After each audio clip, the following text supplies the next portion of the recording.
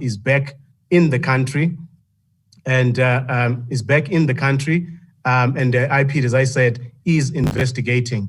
And as subsequent to that, we have met with the leadership of the SAPS, and with the leadership of the SAPS, we are actually working on an MOU which will arm journalists and also the police as well in terms of what they need to do and how to conduct themselves at crime scenes. I think this will be important as we've had a number of incidents of harassment of journalists, particularly under the lockdown period. And our concern is not just about South Africa, Mr. President. We are concerned about journalists also in the region and also in the region of SADC and also the continent. That is why in July we wrote to you asking you to exert pressure on the authorities in Zimbabwe to release our colleague Hopewell Chimono, and we're happy that he has been released on bail. But we remain concerned about the continued harassment of journalists. As we've seen over the past few days, the harassment of our colleagues at the SABC, the foreign editor, Sophie Mukwena, and anchor Peter Ndoro, who were abused by officials that are linked to ZANU-PF and are part of the Zimbabwean government. I'm raising with you, President, because in your capacity as the chair of the African Union, you would be aware that the AU's Commission on Human Rights, Human and People's Rights, recently adopted the Declaration of Principles of Freedom of Expression and Access to Information, which is very explicit about the role of governments in terms of protecting journalists and not hindering them from doing their jobs. And we have seen also over the past 2 days, there have been incidents of harassment, particularly around the protest that clicks. And as an organization, we have issued a statement where we're actually asking for Parliament to investigate the behavior of some of the members of Parliament and also the Commission for Gender, the Gender Commission to investigate some of those incidences.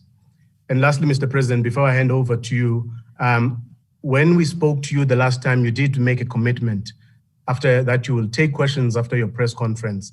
That is why we appreciate your being here, but we'd like to see you extend that beyond SANEF and also ensure that at the end of your addresses and updates to the nation, that you do take questions from journalists. And we do also understand that because we are now in the process of economic recovery, it will be important and that ministers in the economic cluster will be crucial in that process. We would like to implore you to impress upon them because there have been ministers that have not been available to the media while the rest of the cabinet has actually been part of the regular briefings, and which is what we appreciate, but we are particularly concerned about some of the ministers who have not availed themselves. So we would appreciate, especially as we get into this period, that they are available to local media. Once again, with those few words, let me thank you, President, for this opportunity on behalf of my colleagues. And colleagues, this is an opportunity for us to interact with the President. But before I do that, let me hand over back to the Deputy Minister, Zizigodwa. Yeah. Thank you very much, Chairperson, for your kind words and words of advice, His Excellency the President. I shall now again, without any further waste of time, give over to the President to give his opening remarks. Your Excellency, Mr. President. Thank you, Deputy Minister, and thank you very much for your very good words of welcome, newly elected Chairman or Chairperson of SANEF. I congratulate you. I welcome this opportunity to once again engage with the country's leading editors on matters that are critical to our nation, but more particularly at a time of crisis like the time we are going through now. This engagement is obviously long overdue, and we need to apologize that it has taken quite a bit of time to arrange. We kept having stops and starts, and we keep hoping that we will perfect this engagement with journalists. The willingness is there. We just need to arrange it well enough, and I will be asking Minister Kodwa and Minister Mthembu to actually have a discussion with yourselves on how we can craft it. The suggestion has been made that after I address the nation, as I will next week, on a range of matters, that we should allow for time for questions, but it is so arranged that people have felt that that may not be the appropriate time. What we should rather do is to allow for questions on another day following or 2 days later. So that is what we're working with.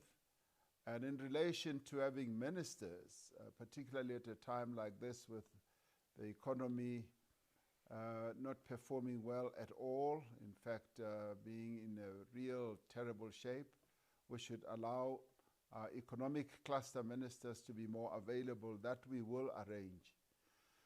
I do wish to congratulate, as I said to you, Sbu, the newly elected leadership of SANEF.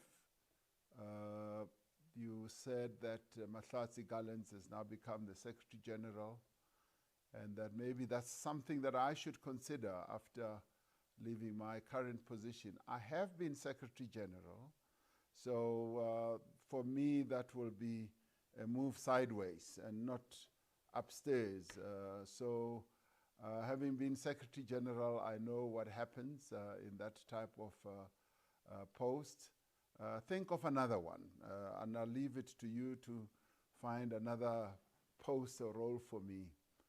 I also wish to pay my respects to those journalists and media workers who have lost their lives to COVID, and to extend my sympathies to their families and to yourselves as a sector, important sector in the body politic of our country. And I'm also at this stage extending my sorrow at the harassment that has been meted out to journalists, some of whom are your members, and you mentioned some names, and clearly there is action that we need to take to continue protecting, defending, and advancing the rights of all our citizens, but also of journalists. So there is work that we need to continue with there. This engagement takes place as government is focused on 3 critical areas. Clearly, the first one is COVID-19. We are intensifying our public health response with a view of further reducing the incidence of new cases across all our provinces. This includes strengthening case identification and contact tracing systems to trace and isolate contacts as quickly as possible. And we're putting in place the mechanisms to be able to do that. We are maintaining the readiness of our health facilities in case of further surges, as other locales in the world have seen surges after a decline. And we are also expecting that we could have sudden surges, but we are maintaining our state of readiness in a number of ways. We're working to prevent this second wave of infections. This includes, of course, encouraging people to maintain prevention measures, the messages that we've been beaming out to people about social distancing, wearing their masks and avoiding gatherings, and regular hand washing as well as sanitizing. We're working with unions and other stakeholders to ensure that frontline workers do receive the support and protective equipment that they need as they continue to do the incredible work that they do to protect South Africans and care for those who are ill from COVID-19. The second issue that we are focused on is the economic recovery. As you correctly said, Sbu, yesterday we received devastating news. You always accuse me of saying that I'm shocked. I wasn't shocked because right at the beginning of COVID-19, I did say that this is going to be a devastating pandemic, and it is going to affect livelihoods, and that the economy of our country would suffer greatly. And so when the news came through yesterday about this 51% downscale, which obviously is annualized, but effectively it will be 16% or so, it was very much in line with what we had expected this pandemic would do. So we did expect that we would have to, having come up with assistance packages twice, that we would need to come up with a recovery program or plan. Right now, we are working closely with social partners in NEDLEC on a common agenda for economic recovery, which will help to feed into government's economic recovery strategy. We have had to do this, much as a number of people said, go ahead and just come up with a recovery strategy. We've had to do this because our partners, social partners, have all come up with a number of ideas, and wonderful ideas, I might add, from the business side, from the union side, from community.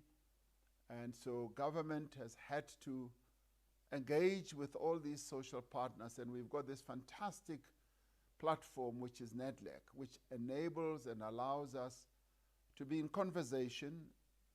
And I met them initially, and I gave them 3 weeks that they should present a plan to me. They've been working at this. They needed another week extension. So that is now being, if you like, panel beated into shape.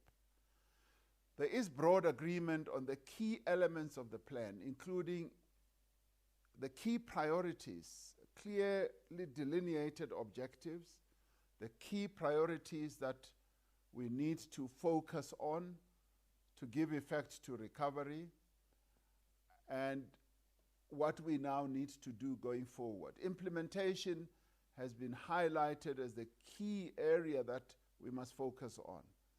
But some of the key elements of it is infrastructure investment. And we are pleased that we've been able, through the Infrastructure Investment Office in the Presidency, we've been able to identify key projects across all our provinces that we can embark on. And some of them are shovel ready, and some of them are almost ready at the press of a button very shortly, and they will create quite a number of jobs. But we've also been working on a mass employment type of program, and also focusing on reforms, the economic reforms that we need to embark on. So on the economic side, I think we will be able to come up with actionable plans on a number of fronts. We are improving the implementation of several areas of our 500 billion economic and social relief package. This includes, obviously, the wage support through special UIF TERS scheme, expanding the reach of the loan guarantee scheme. And I must say, and I'm sure you will ask questions in this regard, there have been some problems and issues about the 200 billion rand guarantee scheme, which I have said needs to be resolved so that the scheme is able to achieve the objectives that we set out for it. And we also have been making progress with regard to the special COVID grant that it reaches those people that need it. And the third area that we've been focusing on is the issue of corruption. There is an intense focus on detecting and prosecuting COVID-related corruption and improving transparency in procurement.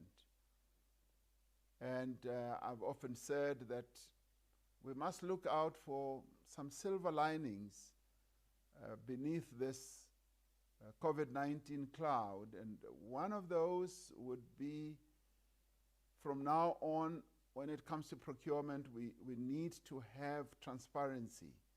The type of transparency that will enable our people to know what the money that they pay in taxes is going to be used for, so that we are able to rid our country of procurement corruption and put in place a number of measures and schemes that will enable us to reach that goal.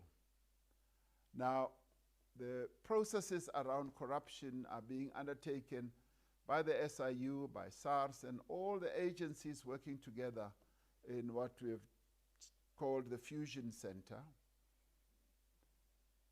in order to promote transparency and accountability.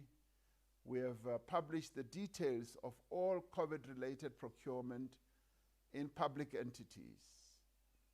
And when we set up a cabinet committee, some people thought that we were setting it up to investigate, but we were setting it up to collate all that has happened from a COVID procurement point of view in all government departments and all entities, and that under the leadership of Minister Lamula has happened, and further reports are going to also come through. And much of that information is now available on the Treasury website. We're looking at broader measures to tackle corruption in general, from strengthening and better resourcing existing law enforcement agencies to establishing a permanent multidisciplinary entity to ensure more effective detection and prosecution.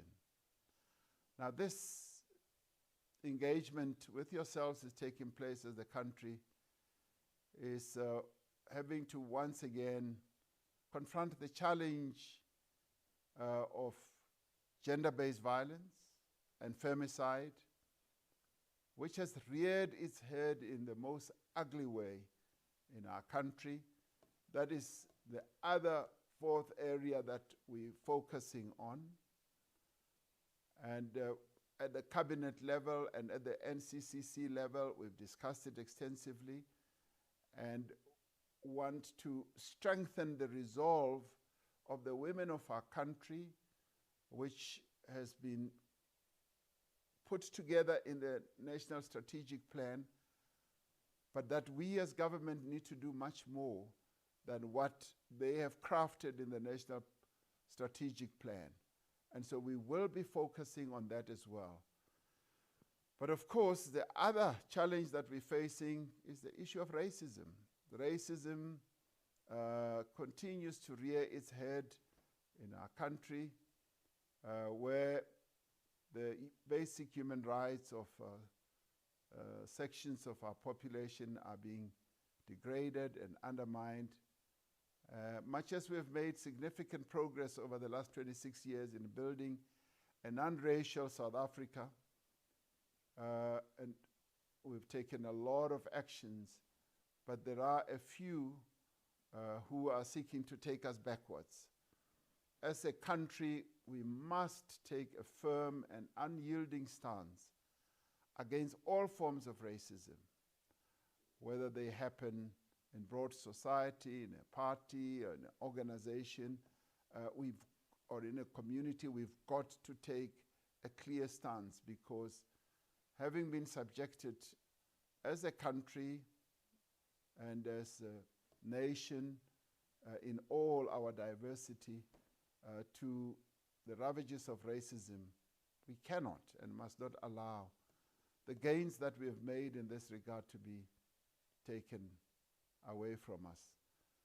And since this engagement is intended as a dialogue, I will end my remarks here and deal with the detail on these and other pertinent issues during questions that you are going to pose. But as I said, I'm really delighted that we can have this moment, and I'm sorry it has taken this long. My willingness to engage with yourselves as editors and beyond you with the other journalists is firm, and I'd like to do that because we've got to demonstrate our accountability. But then again, from your questions and comments, we always learn a lot. I always learn a lot, and I pick up a lot of ideas and suggestions. You may be surprised by this. And so in the dialogue, as you pose questions, you may also want to make proposals, because you have the vantage position of spending most of your time having a much more globular look at what is happening in our nation. So it is a pleasure and a joy to be conversing with you, and thank you very much for affording me this opportunity to be with you once again. Thank you. Thank you very much, Mr. President. Thanks very much for those remarks. I see that members have not raised their hands in the participants board. But however, maybe I should allow the new leadership to provide leadership on these questions. Shall I ask the chairperson, Sbu, to ask for the first question? The second question asked by Ms. Nwabisa Makunga and Adrian Passon. Those first three questions to the president. Over to you, Sbu, in that order. Thank you, Deputy Minister. Can we allow the members to go first with the questions, and then I'll ask my question perhaps towards the end as we close off, with your permission. I accept your leadership, my leader. May we allow Ms. Makunga? Sure. Thank you so much, Deputy Minister. Mr. President, thank you so much for this opportunity. You speak obviously about corruption, which we all know is quite a pressing issue in our country at the moment. And I think a lot of people, you probably share the frustration. A lot of people in South Africa are really kind of wondering what is happening, particularly with people who are being investigated and people who are politically exposed. When are we actually going to see, prosecutions happening? Now, I'm not suggesting, Mr. President, that you will be the prosecutor, but I would like to understand,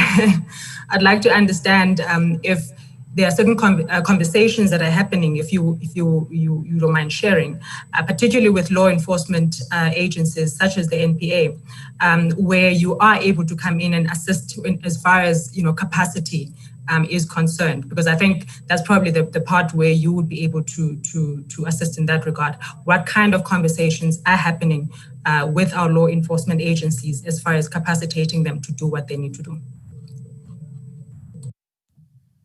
Thanks very much, Ms. Makunga, followed by Adrian Passon, followed by Zeke. In that order. Good evening, Mr. President and colleagues. Thank you for having us. Mr. President, my question concerns the matter of excess deaths and COVID-19. We have seen quite a disturbing number being reported by the Medical Research Council of excess deaths, now in the region of over 42,000 since the outbreak of the COVID pandemic in South Africa.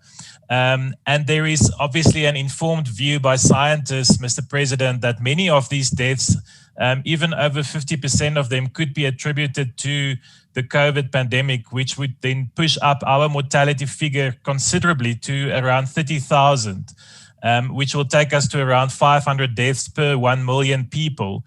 Mr. President, are you concerned that your government is taking decisions based on the wrong data, that in fact our COVID mortality rate may be maybe quite higher than the about 15,000 that we currently have formally, and that this is a big issue for you when you have to make decisions about opening up the economy, etc. And following from that, what is your response to the call by the South African Medical Research Council for the Department of Home Affairs and Statistics South Africa to speed up the processing of death notifications so that we have a much clearer picture of the exact number of COVID deaths? Thank you very much. Thank you very much, Mr. Adrian Bassoon. Mr. President, your last question on this round is from Kanita Mzegezeke Handers. Thank you very much, Zizi. Mr. President, thank you for the opportunity. Just two very quick questions. The first, Mr. President, is does your conscience allow for people implicated in corruption to earn salaries from taxpayer funds while their cases may be unending? And these are people from your political party. So they step aside, they don't report to duty, but they'll still earn hefty salaries. Do you agree with that on principle? The second, Mr. President, is the World Health Organization's Director General has labeled PPE corruption as murder. And the Auditor General, Mr. Makwetu, has released a report painting a really devastating picture of corruption, price gouging, but also the fact that, there was shoddy PPE that was delivered to government. As a result, I really want your most visceral thoughts around the matter. How do you even begin to tackle it, and just the shamelessness and immorality of what we saw during the emergency procurement? Thank you very much, Zizi. Mr. President. Thank you, Zizi. In relation to the question that Makunga raised, obviously there are quite a number of people who are being investigated right now. Let me start off by saying, when I met all these entities that are in the Fusion Center, I said I'd like the SIU, which is leading the charge in terms of the investigations of these, to report to me every 6 weeks. They have reported, and they've made considerable progress. And obviously, the investigation is left to them. They must investigate independently. And if there's wrong that has been done, they must prepare all the charges that they can and make sure that the NPA takes up whatever matters, and all the other agencies must cooperate in ensuring that there is a clear case or cases that can be prosecutable. Now, obviously, they also discuss the issue of resources. They have raised question of resources. They are understaffed. They need more people. They need more resources. And we have committed that we will provide them with the resources where those resources are needed, and so that they can speed up their work. So that is as far as my discussion goes with them. For the rest, they must do their work. All I will do is to capacitate them, to strengthen their capability so that they do their work without any fear, favor, or prejudice. And that I've also said to them, they must communicate wherever they have challenges or shortcomings in terms of resources, and they have agreed that they will be able to do so. It is important for us to build institutions and strengthen them, because once they are strengthened, then they will do their work. They are professionals.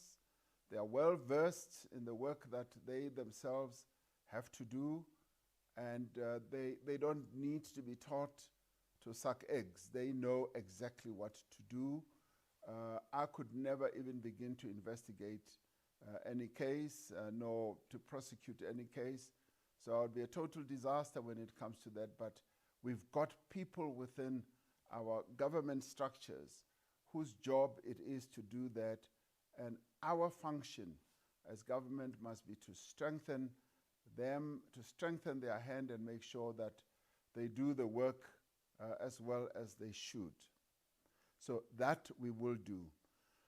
The issue, Adrian, of excess deaths is a concerning one, and medical or scientists and professionals have been to the National Command Council, Coronavirus Command Council, and they have outlined precisely how this process works, particularly the reporting of deaths, and in some cases, deaths are not reported as quickly as they should, and it is concerning. I am concerned about that, but I do not believe for one moment that we've taken decisions on the wrong data.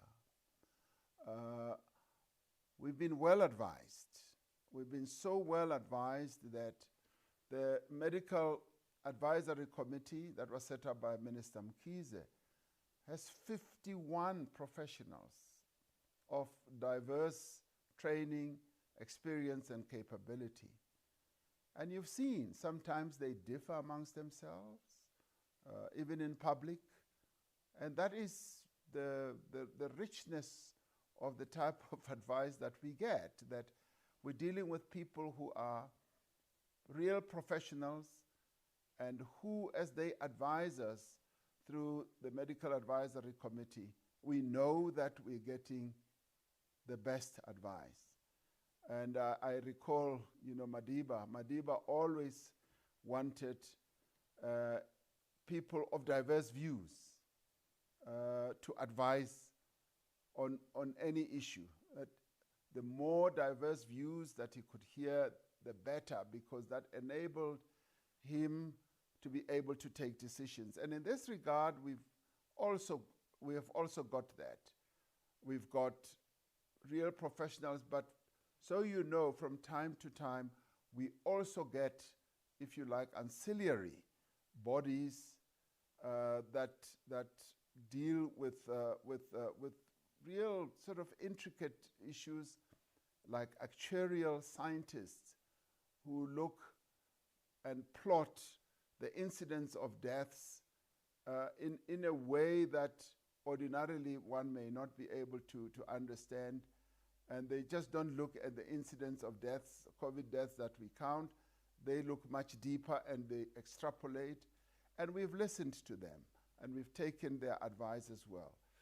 So from an advice point of view, I would not say that we've taken advice on wrong data. I think the data has been well advised and well ventilated. And yes, it is possible that the records of people who've died from COVID-related disease could have been a lot more, but we've dealt with those numbers, and there's always a margin of error when you deal with this, but the data, in my view, has been spot on.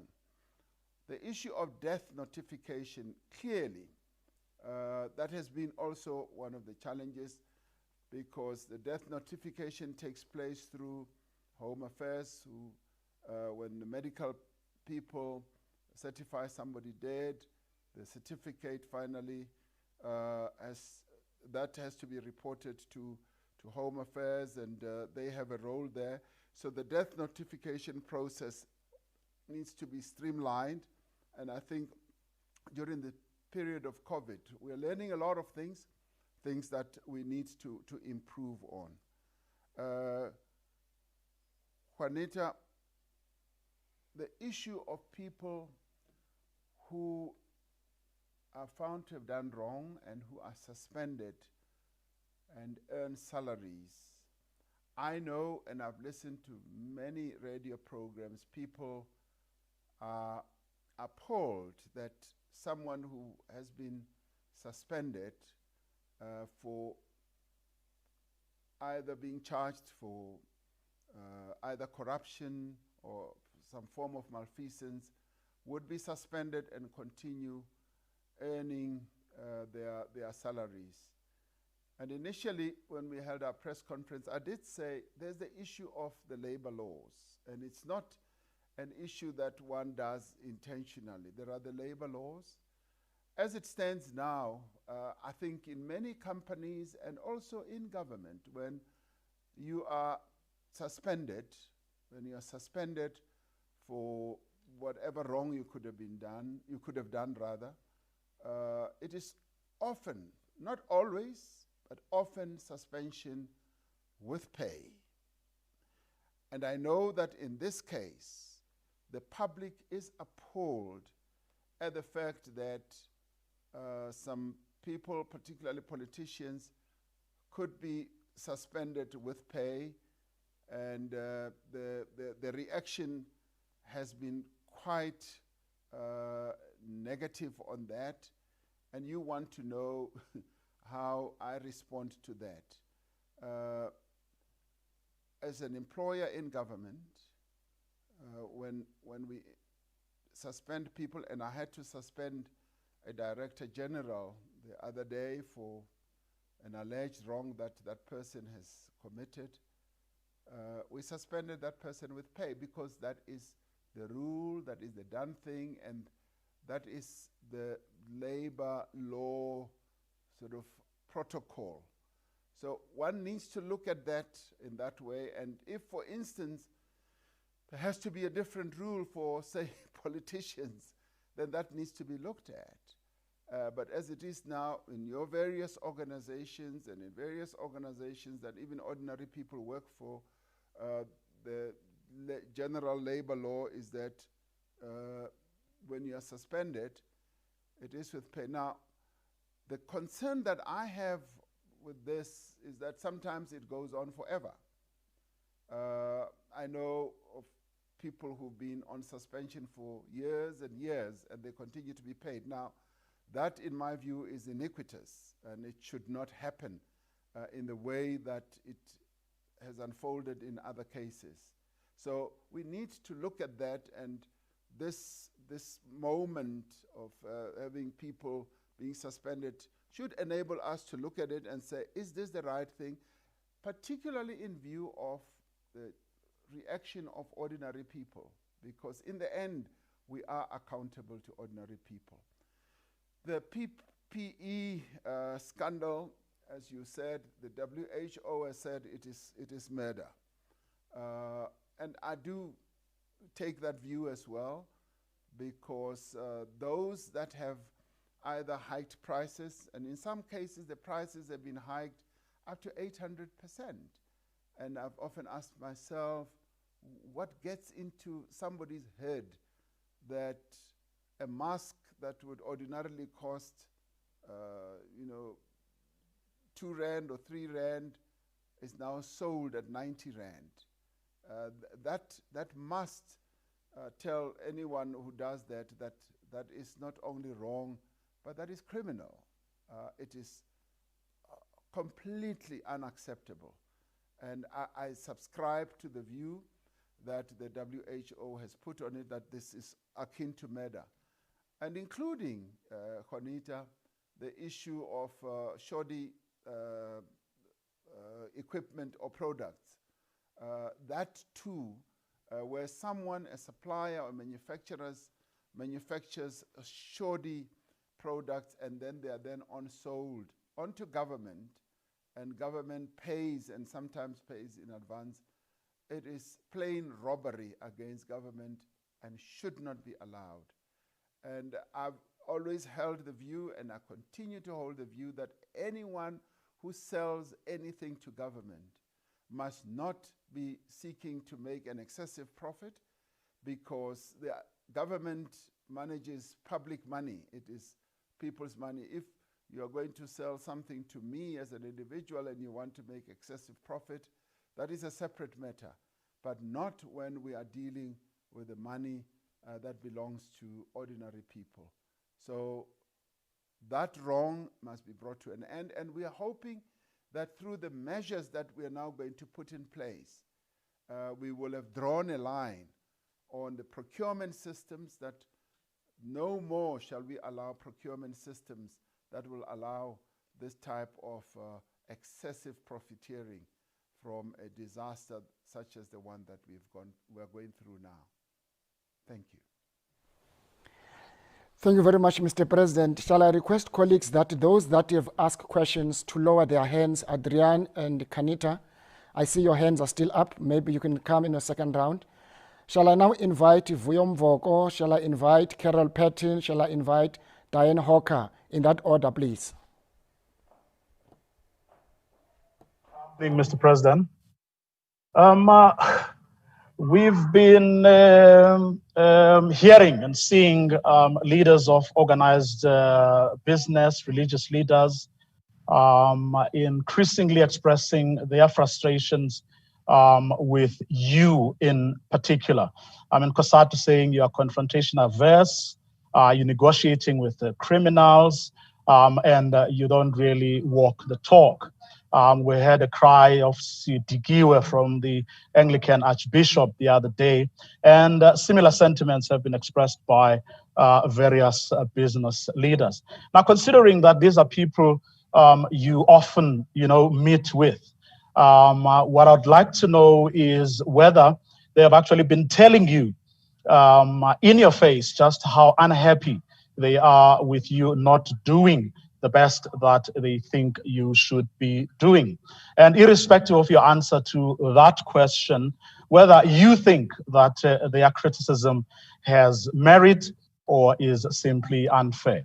And then my second question is on the back of the stats that were released yesterday, the GDP numbers that were released by Stats SA, and with the NEDLAC conversations that you alluded to in your opening remarks, would you say that what you've put on the table in front of civil society, business, and organized labor is the best that your government has been able to put in place? And in answering that question, perhaps highlight for us perhaps three key areas that or issues that the government has put forward to date, but also perhaps account for the performance of several of your ministers in areas that you previously identified as priorities, and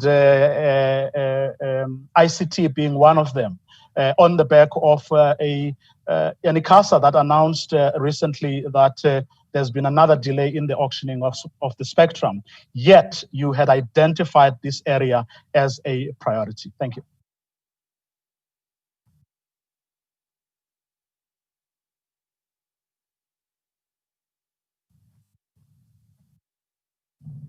Carol?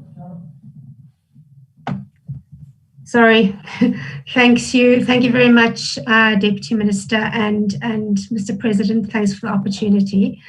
Could I just follow up on Kanita's question? You spoke about the Director General who you've suspended. Now, I suspect you're talking about the Director General of Public Works. Now, that director, no, is that not right, Kudi? Anyway, the Director General of Public Works has had an adverse report about him. He's the one responsible or allegedly involved in the corruption around the funerals, the big state funerals, Winnie Mandela's funeral and so on. Now, that report has been around for a year, but he was only suspended a couple of weeks ago. Now, I don't know if you can explain why that sort of thing happens, because obviously then if that's the case, it's going to take years while people sit at home on full pay. And then if I could, I would just like to ask some economic questions. I hear what you're saying, that it's important to consult with the social partners. But there are two things that you really could have done that could have been done, quicker without any consultation. Now, the first one is the ICASA auction, and I mean the broadband auction, and Vuyo just mentioned it. But what do you think of that? Are you satisfied that ICASA has now decided to delay this auction, or is there anything you could have done about it, or you can do about it? And then secondly, we're in an electricity supply crisis. It's strangling the economy. And the quickest way to get megawatts onto the grid is to allow businesses, industry, agriculture to generate their own electricity. Now, the DMRE says no, if they want to do that, they must get licensed. Now NERSA has has this year, this entire year, it has given out 5 licenses. So it's puzzling as to why, when you say there's an emergency at a crisis, you still have this regulatory environment which is so slow and which is bogging down the economy. Thanks. All right. Good evening, Mr. President, and to the other colleagues on the call. My question is relating to the two of the priorities which you mentioned, Mr. President, as part of the government's priorities, one being the fight against gender-based violence and the second being the fight against corruption. And I'm sure you would know that the process of state capture doesn't only involve the looting of the state, but also the hollowing out of important public resources that would actually be able to aid with these types of fights. Just a month or so ago, the NPA head told Parliament that the NPA simply doesn't have the kind of resources that it needs to fight the corruption that is already on the books. And this excludes any of the PPE matters that have now arisen. So my question is, are you confident, considering that you are talking quite tough on corruption, that those who need to act on it have the appropriate resources to be able to actually do their jobs, considering that they have said that they do not? Your Excellency, Mr. President. Thank you, Vuyo, about the frustrations that people have expressed. I'm aware of those frustrations, and some of them are frustrations that are borne out by people who expect dramatic action. For instance, and I've been asked this repeatedly, when are you arresting all those people who have been involved in corruption? When are you putting them in jail? When are you prosecuting them? And I have, on a repeated basis, said, my task is to strengthen the organizations that should do their work. And I've repeatedly said, the day you have a president who will go out and arrest people, prosecute them, and jail them, you should run for the hills. And that is where the sharp end of the frustration has been. And that is where people have said, Sitikiwe, because they have been frustrated by the slowness of some of these processes taking place. And yes, they have rightfully been frustrated also by corruption that they have seen growing. And they're justified to be frustrated.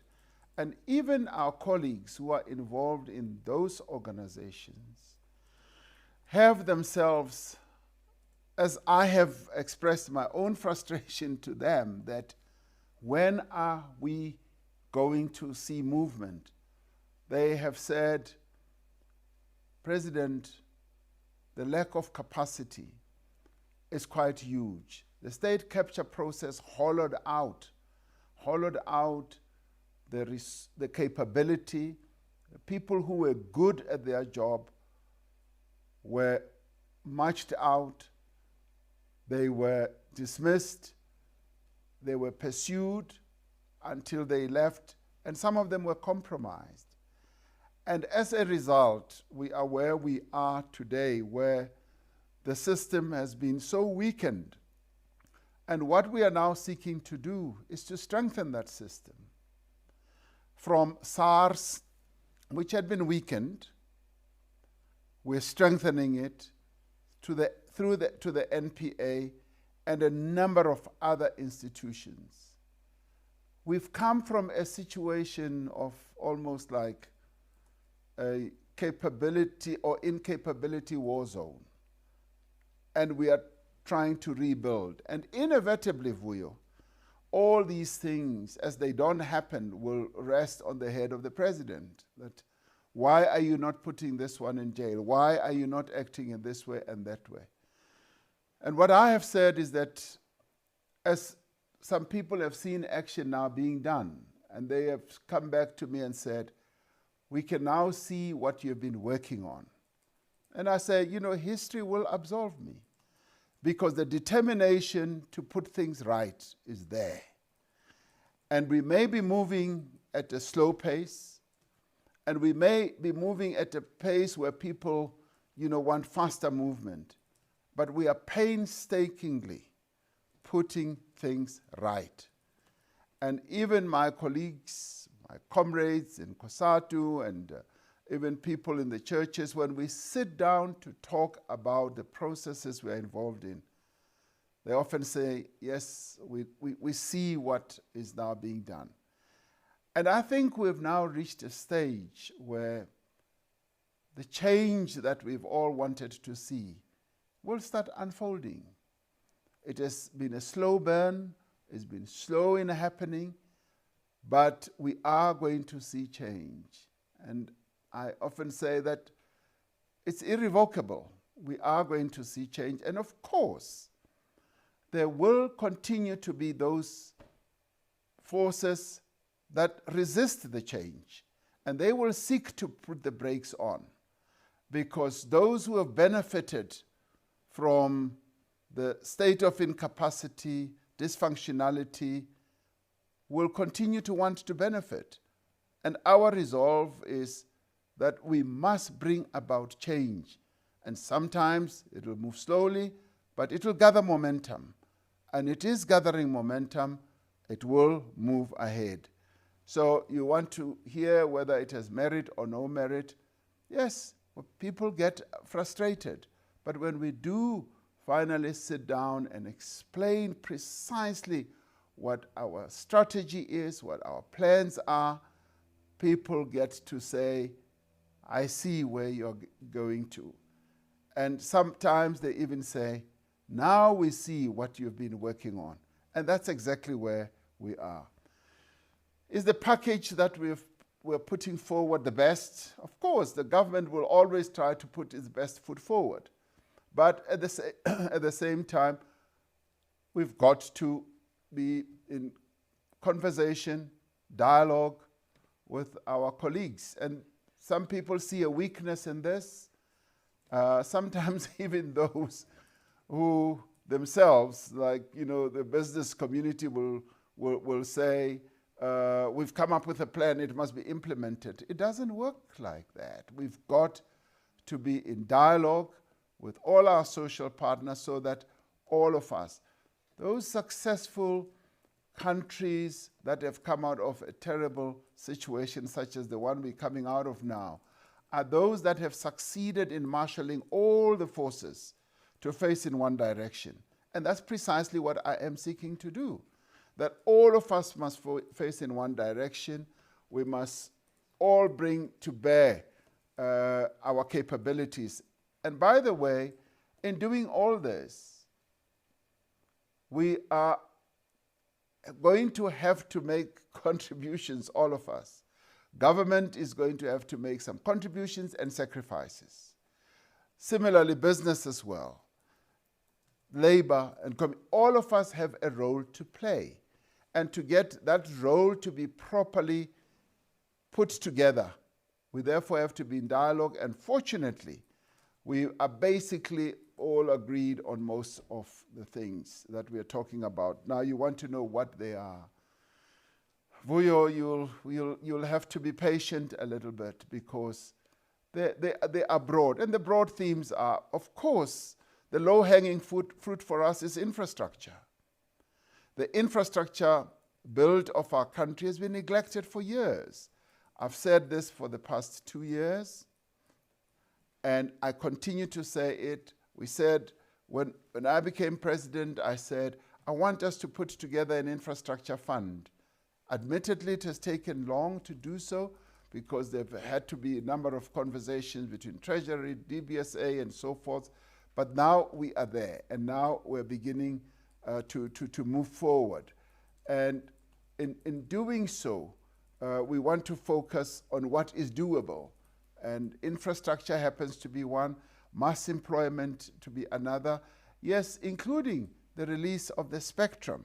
which has been raised as well, which Carol raised, that should the auction of the spectrum not happen quickly. I am unhappy, Carol, so you know, with the delay. And I've spoken to the minister and I said, this needs to be speeded up. We cannot keep the economy in limbo for another 6 months. This needs to be speeded up. March is far too long. And I've said, find ways of getting it done quicker. And when we were at NEDLAC, ICASA also came and they told us a long story about the processes, some of them legislative and all that they've got to go through. And I put a case to them. I said, can't you move quicker? And as we got into COVID, we said, release the spectrum now on a temporary basis, because in dealing with COVID, we've got to have that connectivity capability. And I'm hoping, because I'm not happy with the time they've put forward, I'm hoping that the time will be shortened, because our economy needs the release of the spectrum. The auction must take place so that we move on. Carol wants to know why all these delays. And the delays in getting some of these people either suspended or disciplined are given rise to, Carol, by our own system of labor legislation and protocols and processes. And yes, you're absolutely right. Sometimes the reports have been in place for too long and they haven't been actioned. And so you know, some of the people, once you start taking action against them, they immediately resort to legal action to their lawyers, because they believe that they have done no wrong, and then that process itself takes a long place. I would like to see a much shorter process of dealing with these matters, so that we can bring much more confidence without the confidence being underpinned by or being undermined by all these delays that should happen. When it comes to energy, yes, we've got to address the energy process. And yes, we've agreed that there should be self-generation, and there's a regulation that says it's got to be licensed. Now, that is in our laws, that is in our regulation. That is something that needs to be looked at. And it is part of the process of looking at the regulatory environment, because we agree that, and we agreed much earlier that, yes, there should be self-generation, because Eskom is facing challenges.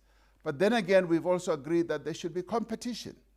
There should be generation that will put Eskom on its toes as well.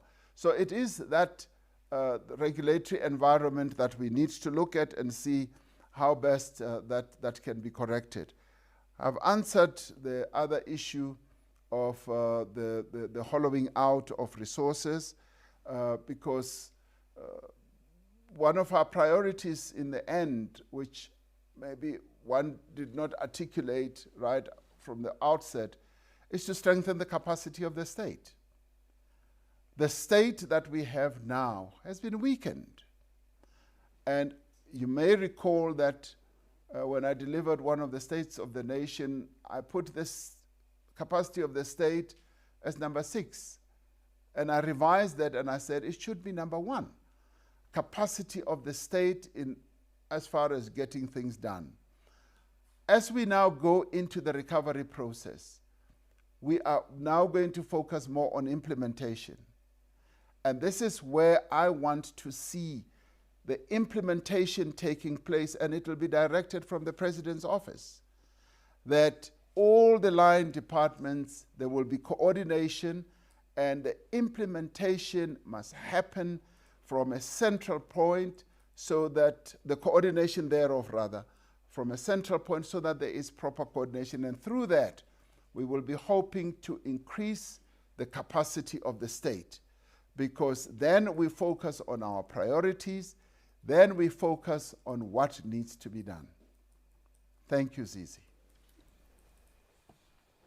Thank you very much, Your Excellency, Mr. President. Colleagues, may I request that as we continue to engage the President, we only limit our questions to one. I see colleagues have a temptation to ask many other questions.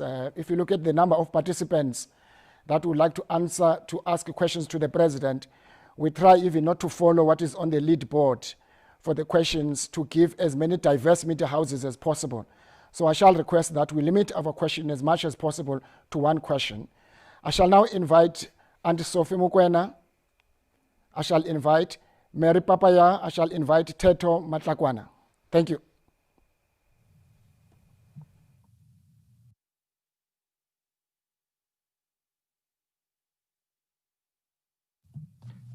Auntie Sophie.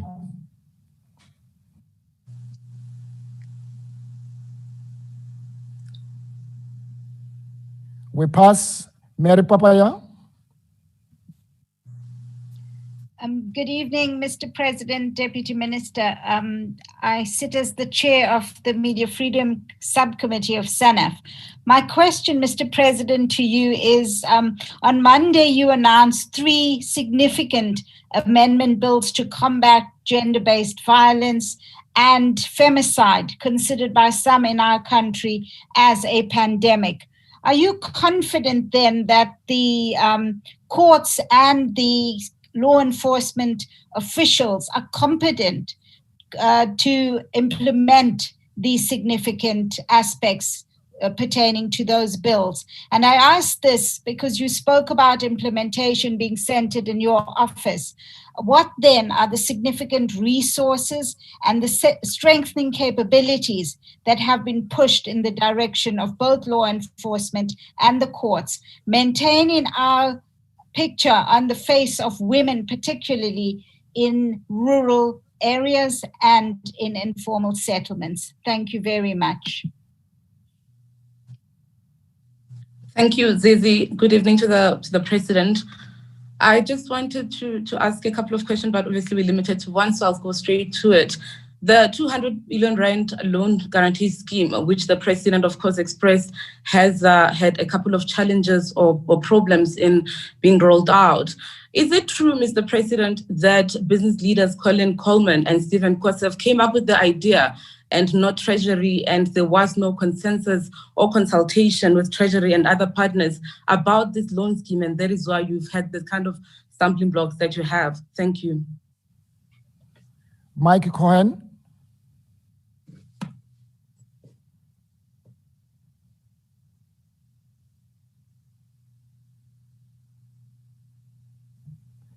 Mike Cohen.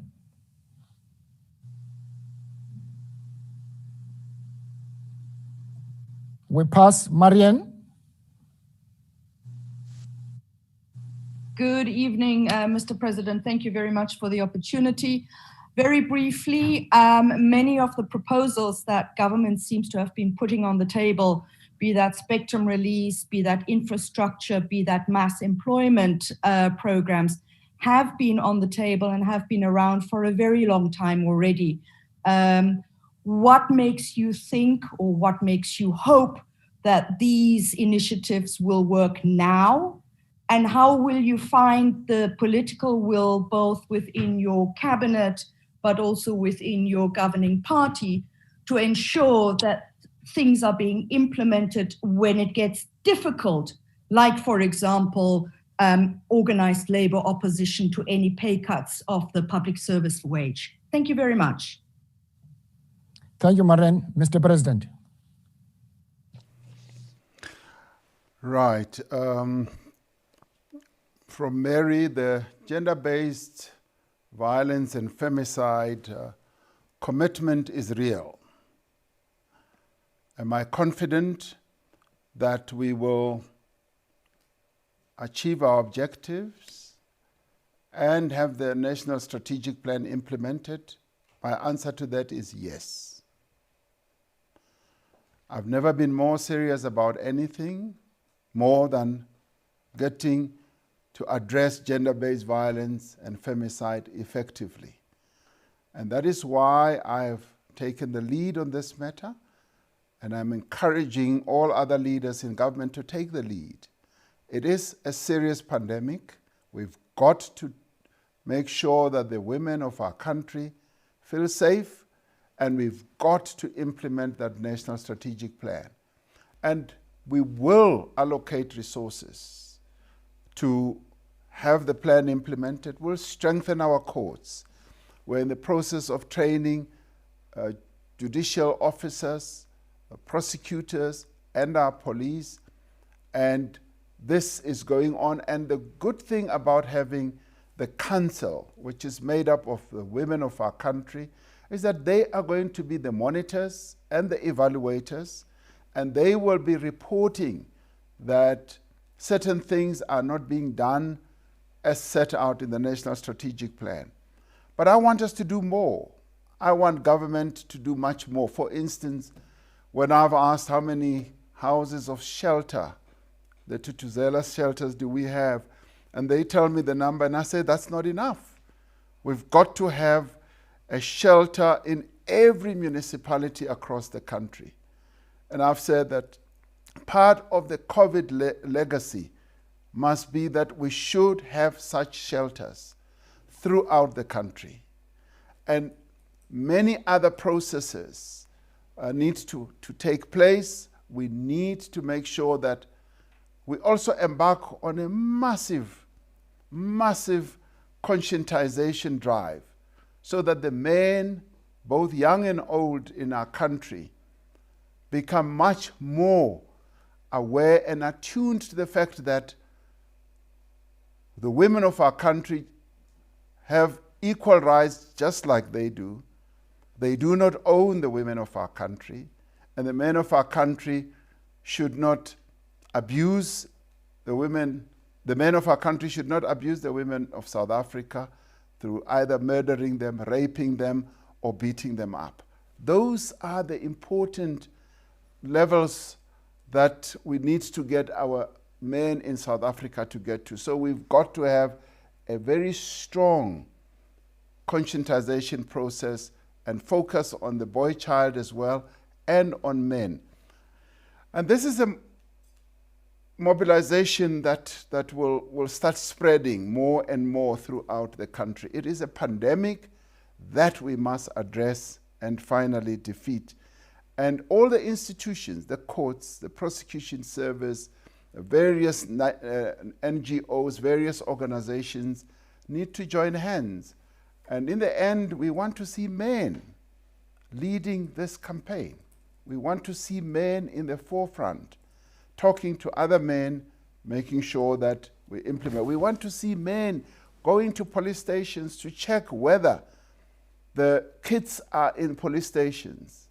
We want to see men complaining about the way police turn women who've been violated or raped away, because in some cases that still happen. So that is the level of real determination that we need to see in this regard. The 200 billion, there seems to be a number of stumbling blocks, and there are people who say that they came up with the idea, and you know, success has many parents. People will always say, I did this, I did that, I did that.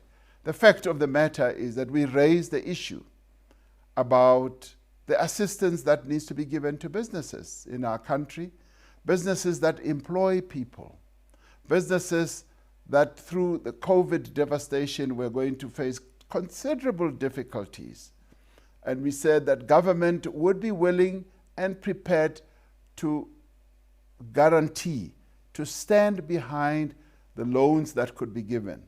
Now, my frustration is that the conditions and the criteria that is being applied to these loans is just prohibitive. Many businesses are being turned away, and they're being turned away because they don't meet this criterion set by this bank, set by either the central bank and all that. And I'm saying the criterion needs to be aligned with the moment that we are in. It needs to be aligned with COVID. COVID has devastated many businesses, So we need to assist those businesses, and we need to lower those thresholds and make sure that businesses do succeed. Of course, we are not saying just give money away willy-nilly.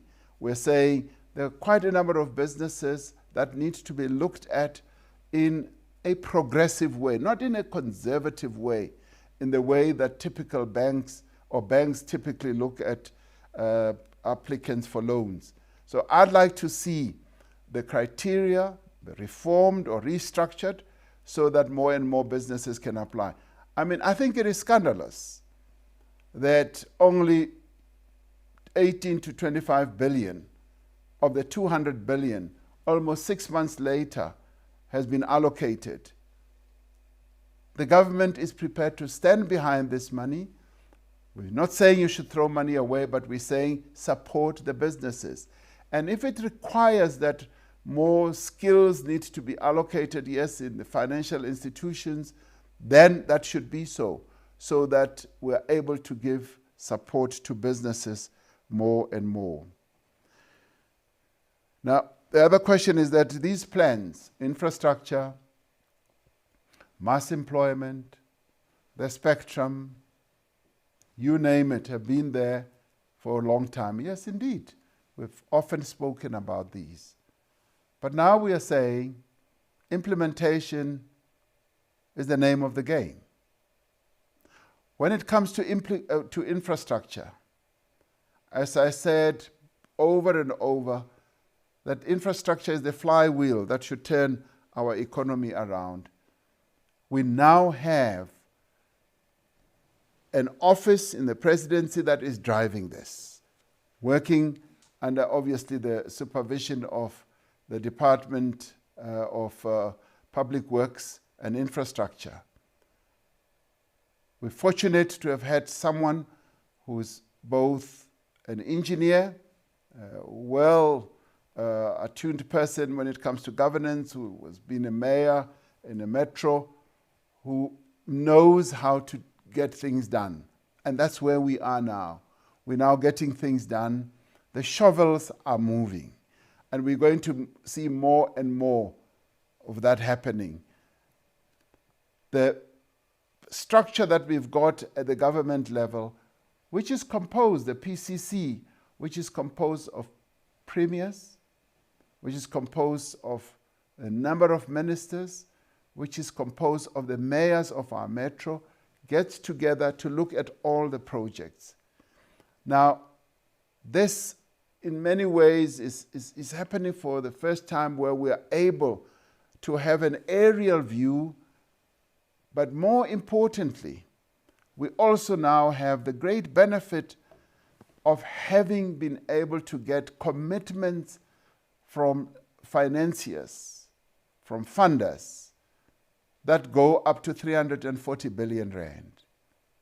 Now, these are projects that, yes, we've spoken about a lot in the past, that are now about ready to get moving. And it is why we are saying we are pivoting the recovery process on a number of key priorities. And one of them is infrastructure, yes, mass employment. The mass employment one, we got the money allocated, and I insisted that we needed to have 100 billion rand. And we've now got 19 billion in this budgetary cycle. That is now going to be allocated to the mass employment project. Now, that is now going to get underway. And the spectrum is now going to be issued. And I know that the level of confidence by many people is pretty low, because we've delayed in an inordinate manner to have all these projects done and implemented. But we're now facing a new era, and it is an era of strengthening the capability of the state, of getting things done, and it is going to be implementation after implementation. That is going to happen. Thank you. Thank you very much, Mr. President. I now recognize the following Thandeka. Unfortunately, I don't have your surname. My apologies. Judy Sanderson, Janet Hurd, and again, Mike Cohen, in that order.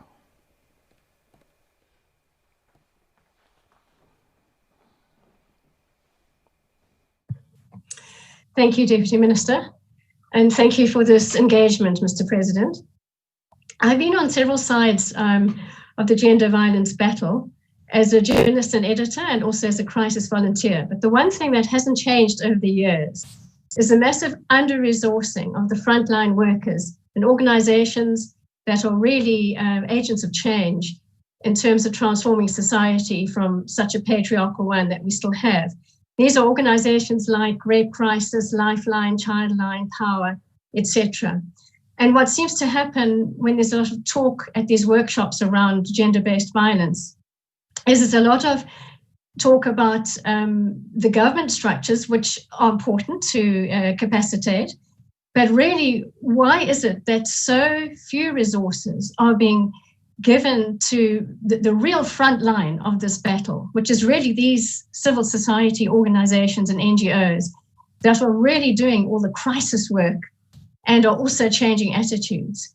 And I would have thought that a massive injection of funds and support to these organizations that are already there, running shelters and crisis centers in hospitals and townships and clinics and everywhere, but very under-resourced. Why don't they get the necessary funding and support?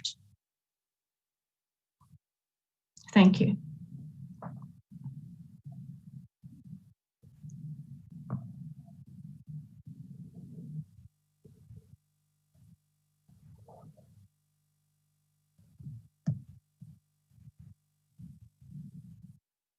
I think Tandega is meant to go next.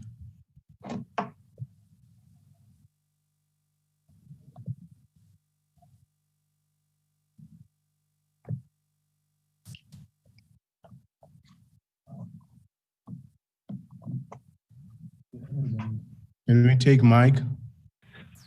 Yes, thank you very much, Mr. President, and for giving us this opportunity.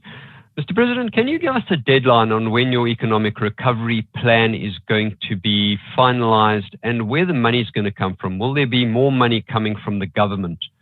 And secondly, in terms of implementation, are you considering making cabinet changes to speed up the plan in those areas where things are not happening as you would wish them to? Thank you.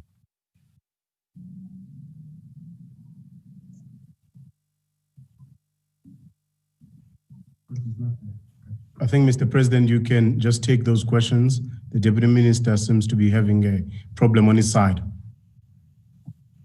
On the first question, the under-resourcing problem of a number of organizations, Childline and a number of others. And the question is, why don't these organizations get the support? It's a very good question and a fair question. And let me just quickly say that the structure that we've put in place, the council, it is going to be part of their task to look at how best we can resource these organizations. One of the challenges and problems that has been raised over and over again is that the front line, as you correctly say, workers and organizations that are doing the real work should be seen as partners of the government in achieving these goals and objectives that we have. And they need to be resourced, they need to be supported, and that will definitely be the approach. And I'm happy that we've got a national council that is made up of the women of our country who are going to be in charge of this process. And when they are in charge, we will be able to follow their lead. It'll almost be like, when we set up SANEF.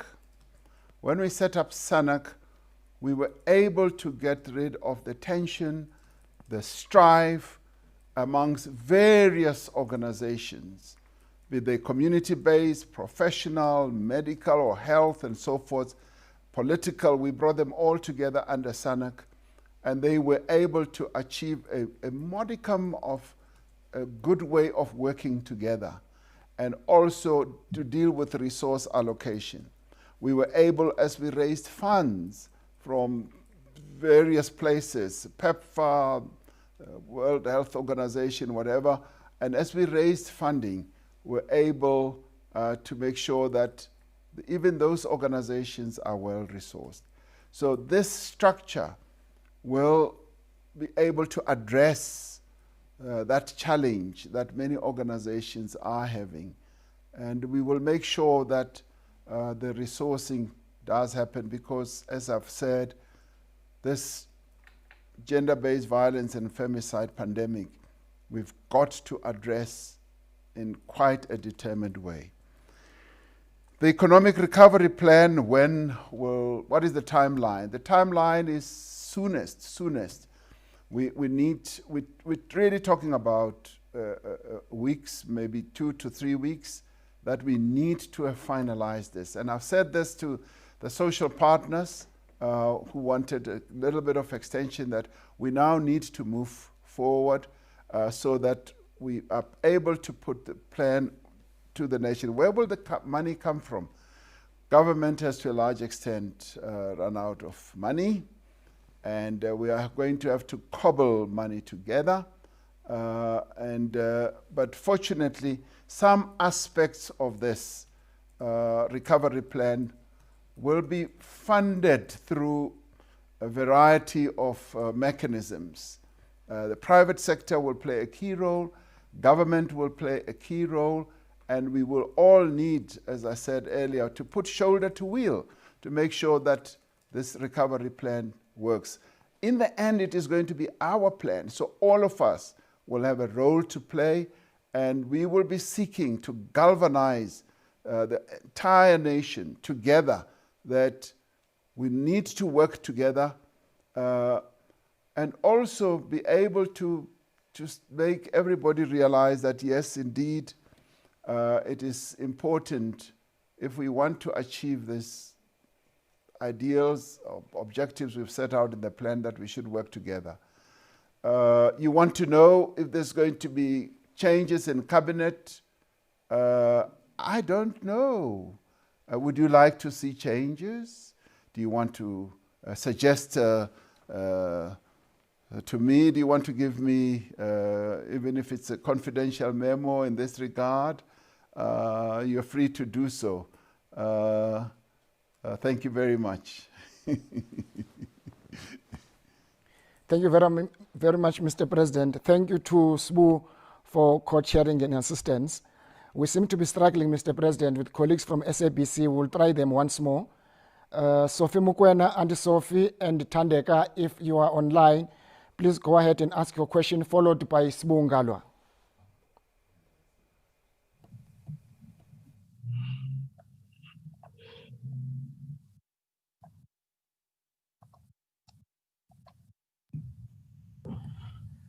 Mr. President, we don't seem to be succeeding to get SABC colleagues. Shall I ask SBU to go ahead, followed by Matlatsi, as well as Janet Heard? Thank you.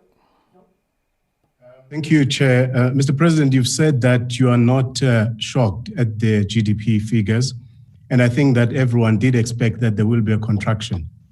But it looks like there's a perception that says that the shock actually for most people comes from the extent of that contraction. And there seems to be a perception that government may have been a bit excessive in implementing some of those restrictions. Do you believe, Mr. President, with a little bit of hindsight, that perhaps as government, we could have done things differently in terms of some of the restrictions that were imposed around this time? Thank you.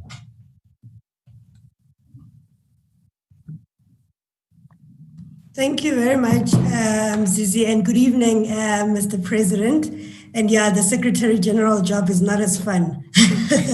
Mr. President, I just want to push you further on the comments that you made earlier, saying that the labor laws are what constrains you, and that's why people are suspended and then still getting salaries. But with all due respect, Mr. President, people like MP Bongani Bongo are political appointments. They didn't submit their CVs. Why are we using the labor laws as an excuse? Surely, as a party and as a governing party, you want those that represent best the values of the party to be representing you in Parliament. Why are we using labor laws as an excuse for political appointments?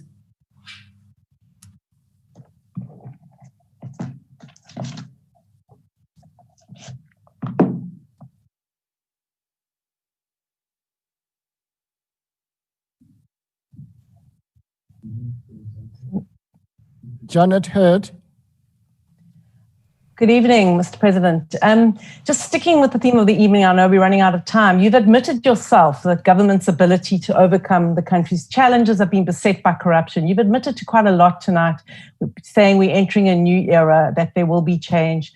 But you also said that it may be slow and the state's capacity needs to be strengthened. So I just want to ask you, like here tonight, can you, with these latest interventions that you're announcing, how can you convince people tonight that it will be different and that this really is a change and that we're going to close the gap of the deep inequities in the country?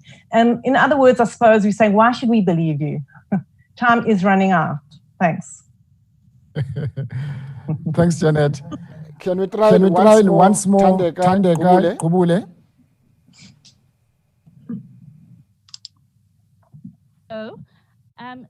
Zizi, I would like to ask the President to comment on whether our stimulus package was sufficient or not. And now, since a stimulus package has to be new money pumped into the economy, why did we see so little new money in the 500 billion? Not counting the 200 billion loan guarantee scheme, we note that of the 122 billion, only 18% has really been allocated.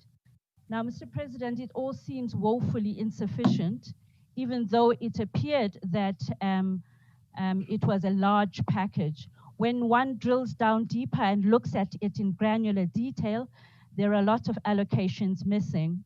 Now, the Brits say with a stimulus package, you have to go big or go broke.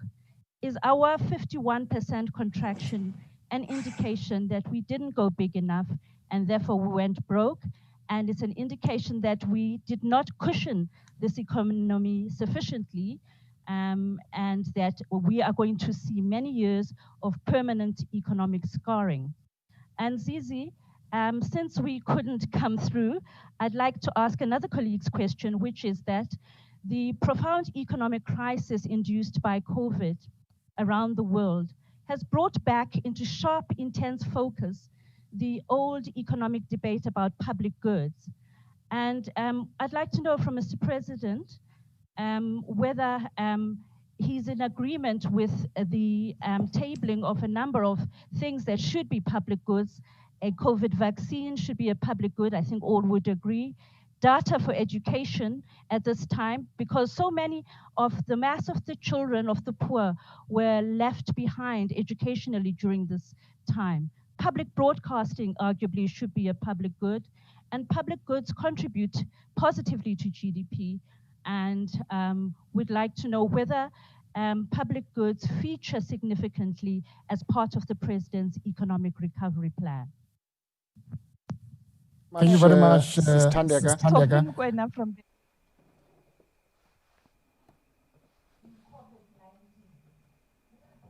There's a challenge, the developed nations, particularly the G7. It looks like they are working on the vaccine trials, but the problem here, you have a situation where it looks like those powerful nations are pushing to nationalize the vaccine. In other words, the issue of nationalism on vaccine. How are you going to ensure that the poorer countries, particularly the continent, is able to have access to the vaccine should the world be able to come up with one?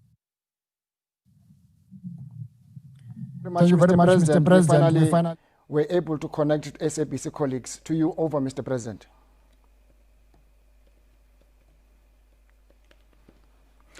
Thank you. Thank you, Deputy Minister Kodwa. Coming to the question that Sbu raised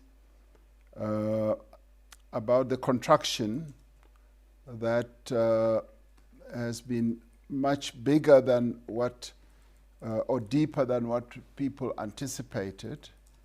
I did expect that it would actually be quite severe. I guess as it has been in many other countries, when one started reading that in countries like the US, 26 million jobs had been lost in just a matter of two or 3 months, I knew then that the various countries in the world are going to be adversely affected. But we were in quite a different situation and position, because we entered the pandemic, the coronavirus pandemic, on a weak wicket. Our economy was already severely negatively affected. We had been downgraded by the rating agencies. Our growth levels were already pointing to negative. Actually, we were already getting into a recession, and the pandemic just dealt a double, maybe a triple blow to us. So we were already in a weak state. And many countries around the world did what we did. We did go on a hard lockdown, but so did others. And those that didn't actually experienced much bigger infections. And the good example we often cite is the UK. The infection rate more or less started at the same time for both countries. We had a lockdown, which, yes, was hard. They had a lighter one, and their infection rate just started going much higher. And the problem with that is that they experienced more deaths than we did. Now, with our lockdown, we would like to believe that we did save lives, many lives, in fact. Had we not embarked on the lockdown as we did, I think many more people would have died. And if one does not believe that, one needs to think about the fact that we needed to ready our own health systems that we prepared properly for, were able to come into their own to the point where we had the higher level of recoveries. And that was due to the health systems that we prepared well for during the lockdown period. And that was one of the key objectives of the lockdown. Yes, of course, the lockdown had a devastating impact on our economy.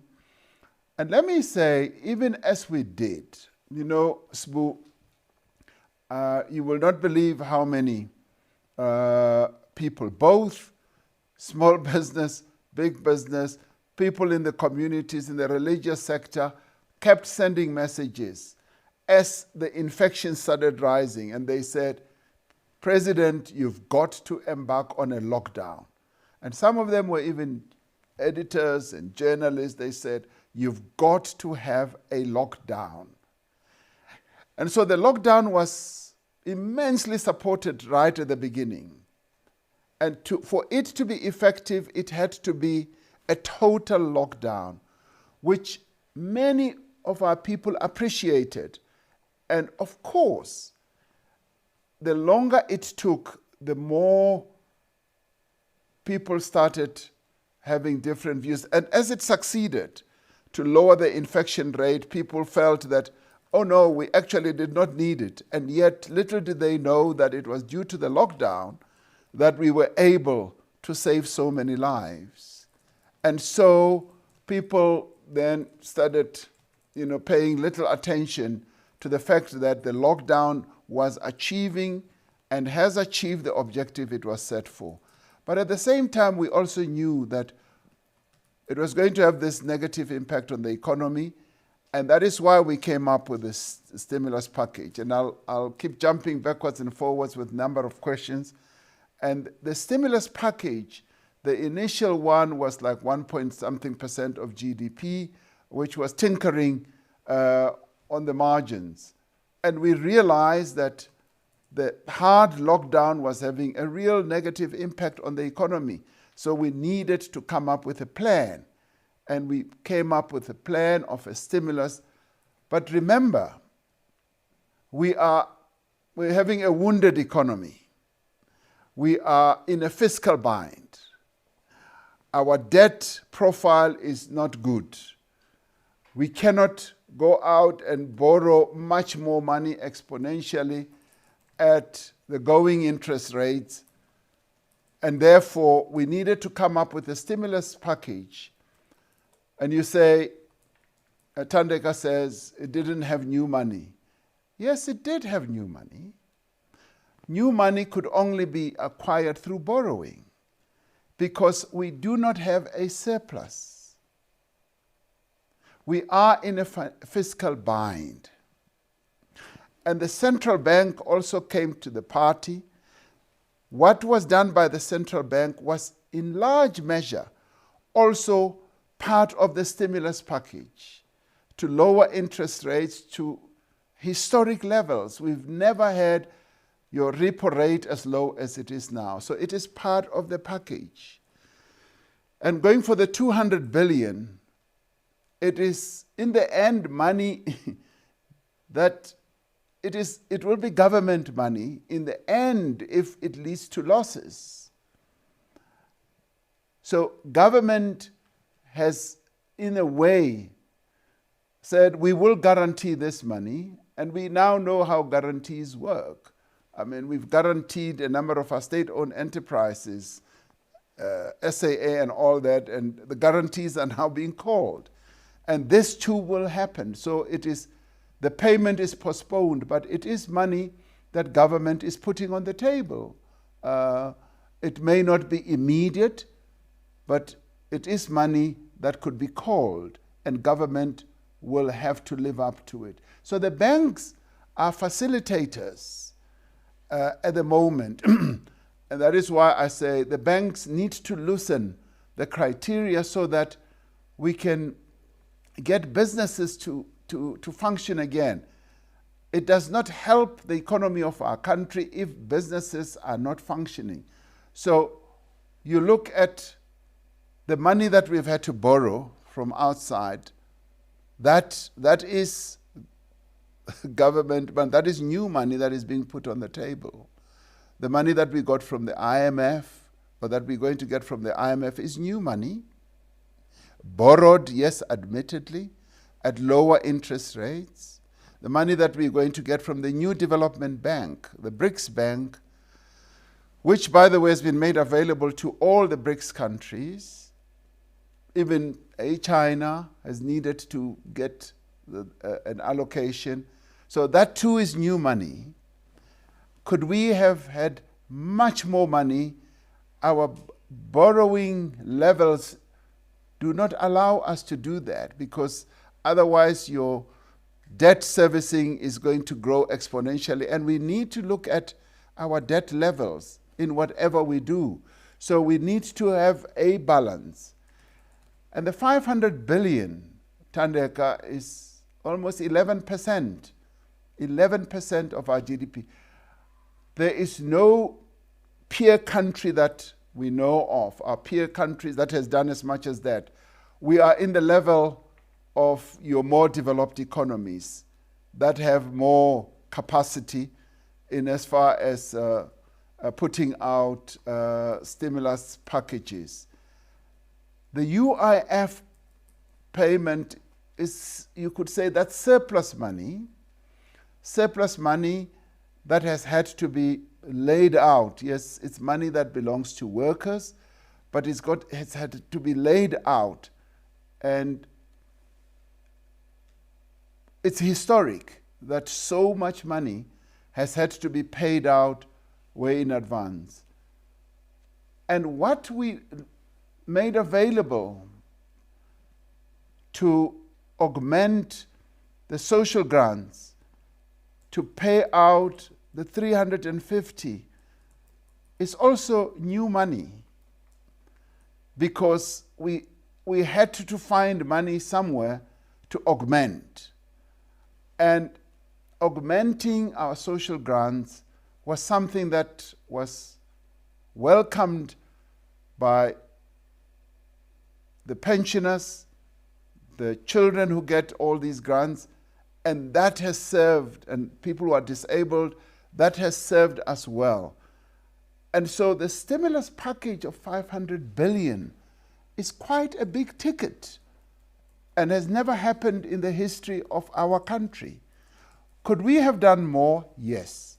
What did I want? I wanted R1 trillion. I honestly wanted R1 trillion, but when we had to look at where the money would come from, we were constrained. And it was not for lack of imagination or lack of trying. We wanted to do the best for the people of our country. So you could say, yes, between a rock and a hard place, that's exactly where we were. Has the issue, you say go big or go broke, and I would like to believe that we have gone big, much bigger than we would ever imagined. To lay out 100 billion rand for mass employment is quite a big number. For job protection and for job creation, of course we need more. Right now where I am, I wish we could lay out R1 trillion, but we don't have that capacity. We don't have that sort of money. So we've got to make do with what we are going to have to do with. And of course, when we come up with our plan, there'll be more criticism, but we are going to have to cut the cloth, our coat, according to the size of the cloth that we've got. Has COVID brought the issue of public goods to the fore effectively? Yes, it has. And COVID moment has brought about a number of other new things that were never thought of in the world. I can tell you of one, the issue of the basic income grant. I was actually quite shocked when the Financial Times of London, in their editorial, said, because COVID has actually revealed great inequalities in the world, the basic income grant should now be considered. Now, this is your rabid capitalist type of newspaper that at least I never thought would lean more to the left and talk about a basic income grant. So the issue of public goods is a matter that has become very prominent, and it's a matter that we've got to be dealing with and actually saying, in order to reduce poverty, we've got to address things that we've always ordinarily thought that people should pay for. But how will they pay for it when they don't have the money? Like data for students, for instance. How are they ever going to be able to pay for data? And that is why the Minister of Higher Education negotiated with the mobile companies to seriously and heavily reduce the cost of data, and that was done for that period. But the public good issue has come to the fore, including, for instance, the issue of vaccines, the issue that Sophie also raises. Should the vaccine that is found and developed now be something that will be hogged by your more developed countries? The answer should be no. The vaccine that will be developed should be made available, should not be nationalized, as Sophie is saying, by your rich countries who have the capability and the firepower. It should be made available. Of course, there is a cost attached to it, but it should not be at a price where excessive profits are going to be made. Even a public good has got to be paid for in one form, shape, or another. And if we find it, we will, when it is found, we will want to get that vaccine, and we will have to make it available to our people. And we will want to regard it as a public good. But the whole process of acquiring it is something that we are going to negotiate, we are going to advocate and agitate for the pricing of those vaccines not to be excessive. And I think the message is sinking in. From the African Union perspective, that is precisely the message that we are sending out. We're saying the whole continent of 1.2 billion people is going to be the second biggest market, possibly the third after China and India and us in Africa. And so therefore, we need to be at the table. We need to be talking more and more about access. And tomorrow we're going to have a World Health Organization event with a number of heads of states talking precisely about this. And the message that I am going to be putting forward as chair of the AU is that a vaccine has got to be made available to the African continent. We cannot accept that only the big developed economies should be the ones that hog the vaccine. And we also, by the way, have other capabilities in South Africa, because when the vaccine is finally perfected and available, we are going to manufacture it here. And we're going to make sure that we have the access that will be required. Janet says, how are we going to convince people tonight that things will be different? I'm hoping that, and I don't want to keep repeating this, there's been a lot of doubt, a lot of skepticism about what we've been seeking to do. And it took someone who did a full analysis of what has been done and achieved since the 6th administration got into office. There was a gentleman called J.P. Landman who did a write-up, and the type of write-up that even my publicity populist side would probably never have pieced together. But he did, and he said, when you look at the record, when you look at what has been achieved, you look at what's been done at the NPA, at SARS, and a number of places, you'll find that there has been a change.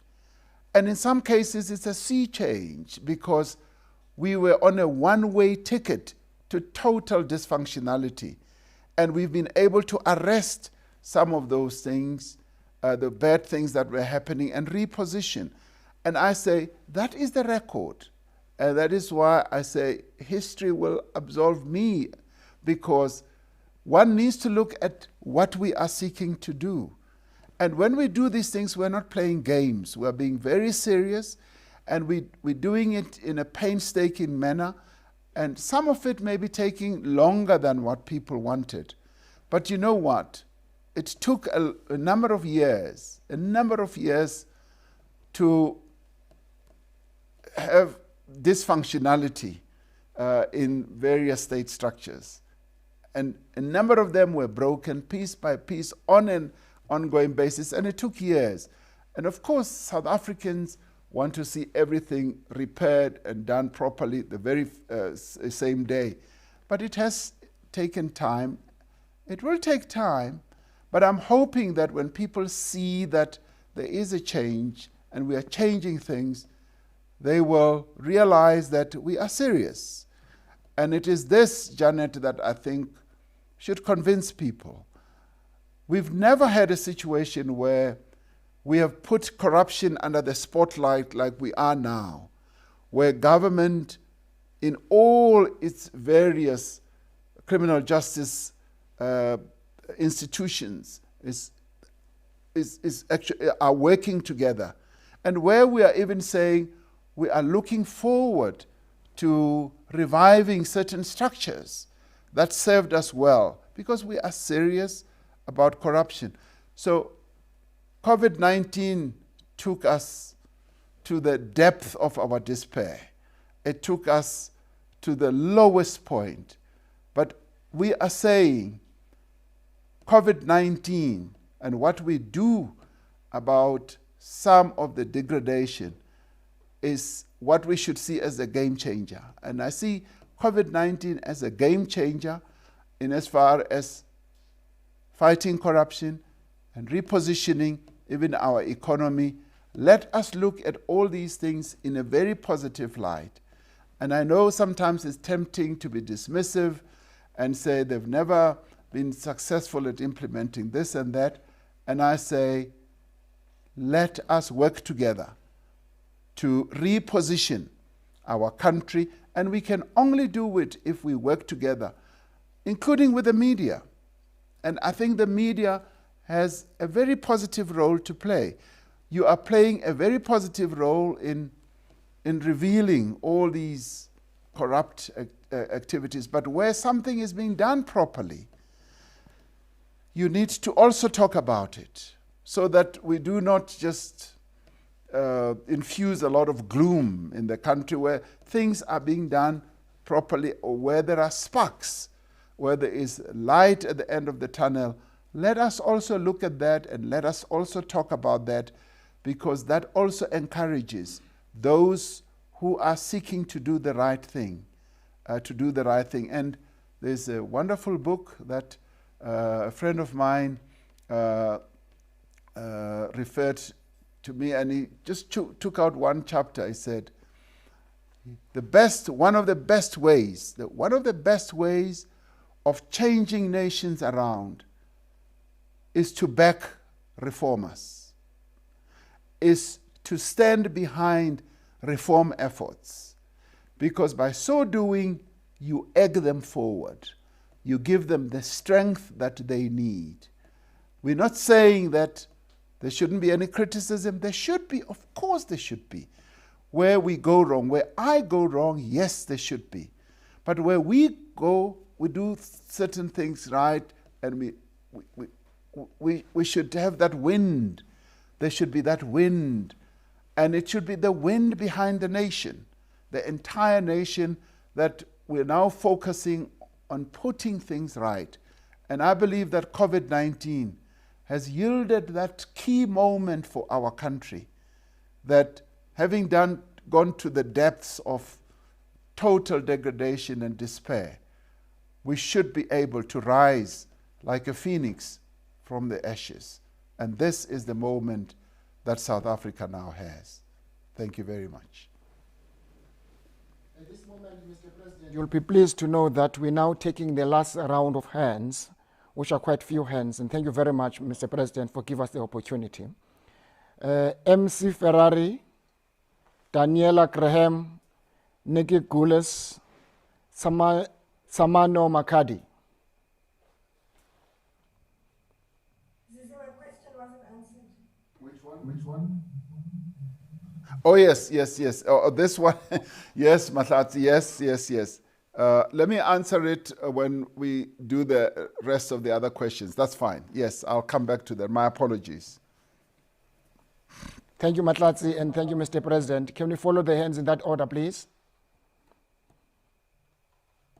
Thank you, Mr. President. My question on corruption was answered, but I'm wondering, I was a little bit surprised yesterday to quite rapidly see a statement from the Presidency on the GDP figures, but then to see the Finance Minister say that he's responsible be forthcoming later over the weekend in a column in a Sunday newspaper. What should we read into that? Does it mean that the Presidency leads very firmly on the economy now?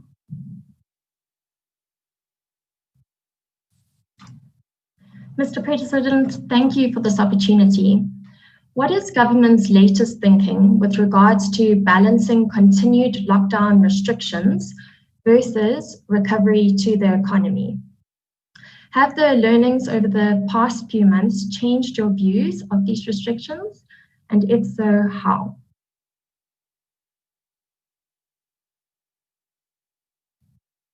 Thank you very much, Mr. President. Can I ask you, please, about the race issue that we've been having? What are you personally doing about what has seemed to be an increasing problem in this country? What are you doing? What causes this, and what as head of state are you doing to ensure that we live up to our dream of a non-racial society? May we ask Daniela Graham to repeat your question, please? We did not get your question completely. Daniela Graham. Oh, no problem. What is government's latest thinking with regards to balancing continued lockdown restrictions versus recovery to the economy? Have the learnings over the past few months changed your views of the restrictions? And if so, how?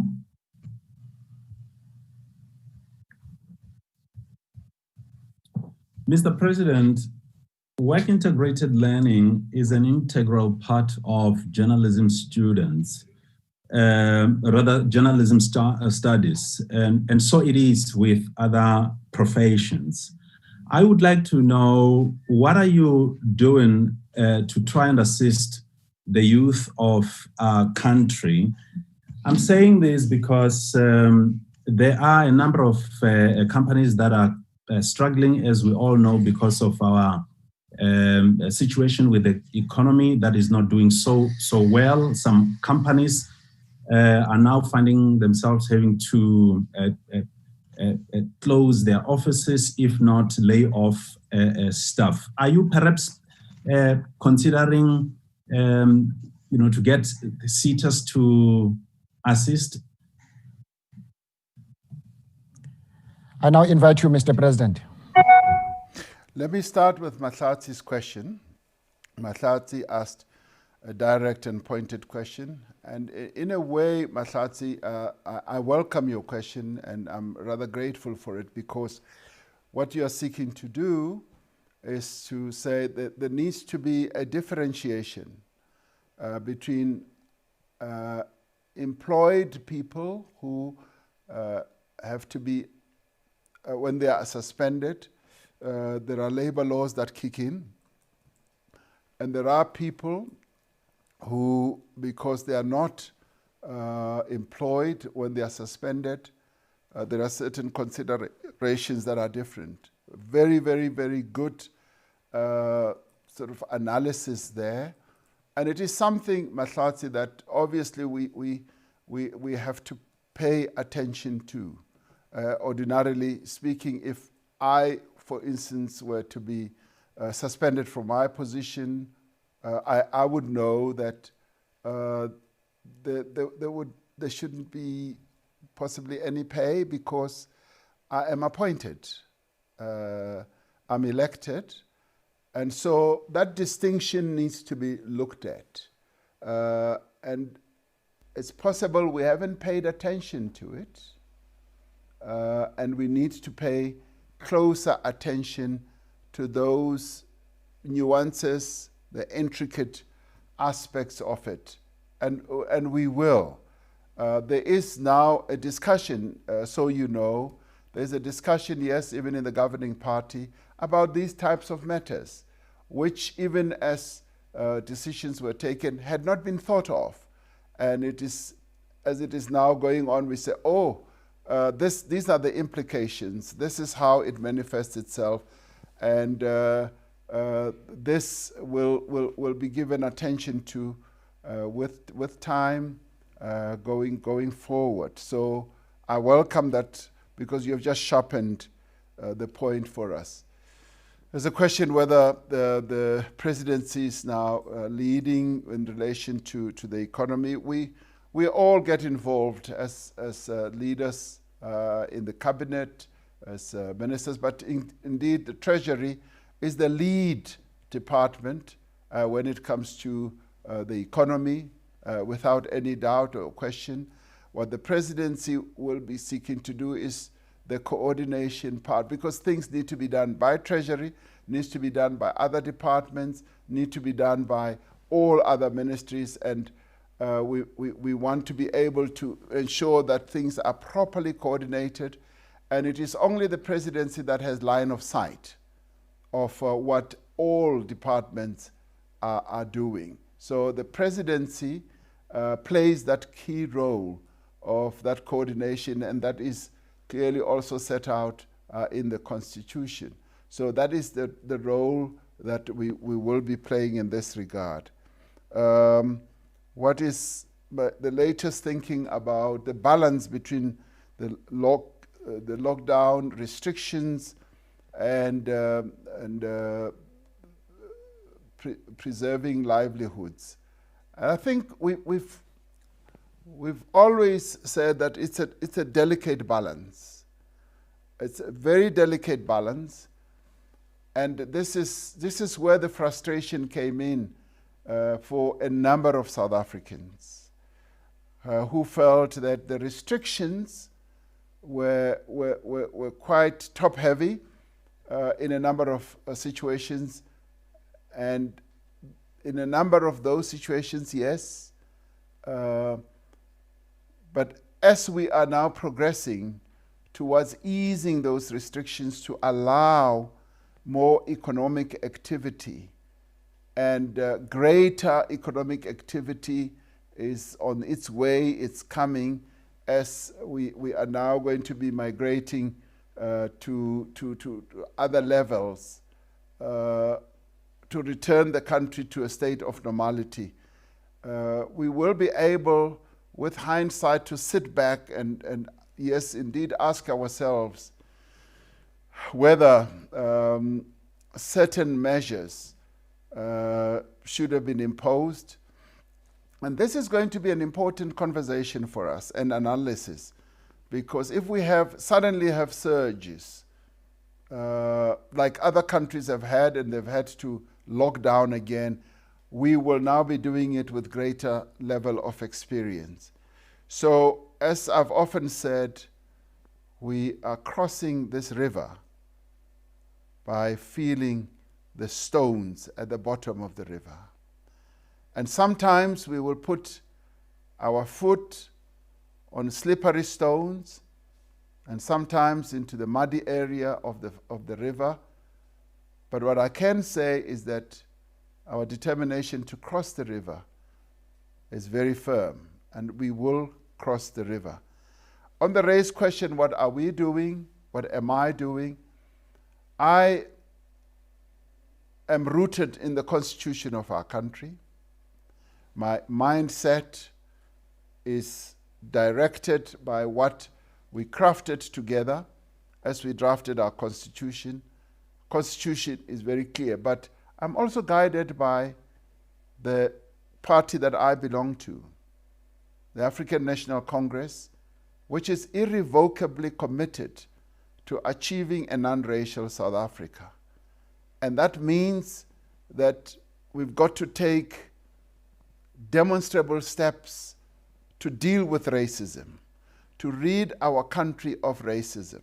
So, armed with the strategic objectives of my party and what we set out in our constitution, I believe one is well armed to be able to deal with racism in every respect. So how do we do that? Oppose racism wherever it occurs. Yes, even speak out against racism and act against racism, and make sure that we do indeed adhere to the ideals that we all set out in our founding document, which is our constitution. And being opposed to racism means that you've got to take proactive action, to promote affirmative action, to promote what we set out in our Bill of Rights, that there must be equality. And equality also means that you rid our country of racism, a country that was defined by race, where there were inequality meant that people were regarded and weighed up on the basis of their race. So one is well armed when it comes to dealing with the question of racism, and I believe that as South Africans, we've all got to be irrevocably committed to a non-racial society and in a non-racial South Africa. And that is why we've supported the Black Lives Matter campaign, because the Black Lives Matter is about denying racism. It's about acting against racism. It's about affirming that non-racial character of our country. And that is what I believe is important. Integrated learning, I'm rather glad you raised this. I believe that in a way, if we want to restructure our economy, we've got to be looking more and more at integrated learning, integrate the theoretical part as well as the practical part. And this is where we will be able to migrate out of the type of learning offerings or dispensations that we have. I'm a firm believer in integrated learning opportunities, and where the CETAs will also play a critical role, where the theoretical learning that young people are offered needs to be balanced more or less at the same time with the practical side. And I've always admired the learning offerings that they have in Germany, where young people or people who want to learn do the theoretical for a certain period of the year and thereafter go and do the practical. And I'd like to see our CETAs also promoting that. And I've discussed it with Minister Nzimande, and he is a firm believer in this as well and embraces it.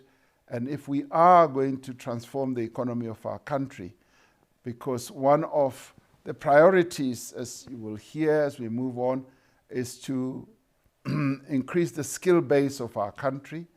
And to increase it, we will need to have this very dynamic balance of approaching learning. So I think if we do that, we have a great future. We will then be able to have young people who are well skilled, and that will also make the learning process very attractive to young people, because they will also know that, and this is how we need to transform our economy, they will know that as you get into learning, you will also be able to get a job a lot easier, because the practical side will have taught you something. Because what has been a barrier to young people is that they learn the theoretical part and employers don't want to get them. Much as the young people in our country have said, we should ban experience, but it has always counted against them. In this way, we will be able to have an integrated approach to learning. Thank you very much. Thank you very much, Mr. President, Your Excellency. We've now come to the end of the session of your interaction with the media, Mr. President. But I do want to ask Henriette, if there is violence, if we were to suppress, not to ask the last question, but if the question has not been asked, I will ask you to ask the very last question, Henriette. Yes, Mr. President, you mentioned that you are going to address the country next week. Is there a move to level 1 on the cards? Is it something that the Command Council is discussing in light of the GDP figures that were announced?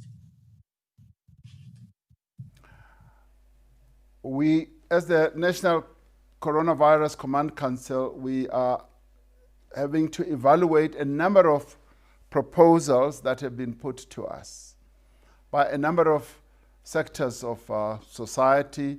Religious leaders have come to us and have asked that we should consider extending the number of people who should be in worship. It should no longer be based on 50 people only in a room. It should be based on 50% of the room.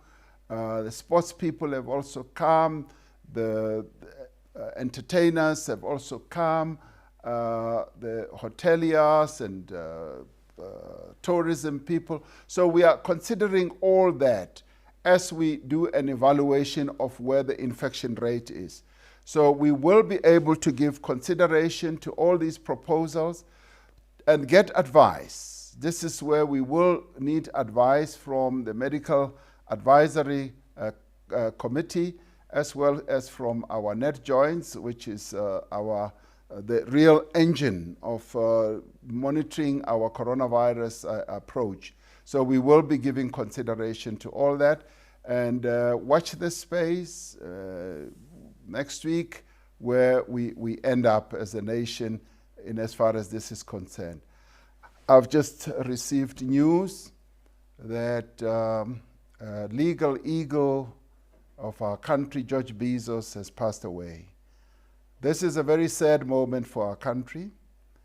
I spoke to George Bezos about 2 months ago, and even as I spoke to him, it did appear like his health was not in good shape. This afternoon, I spoke to Alexei, his son, and he told me that his father was facing great difficulties, and I asked him whether he was comfortable, and he said yes, he was comfortable.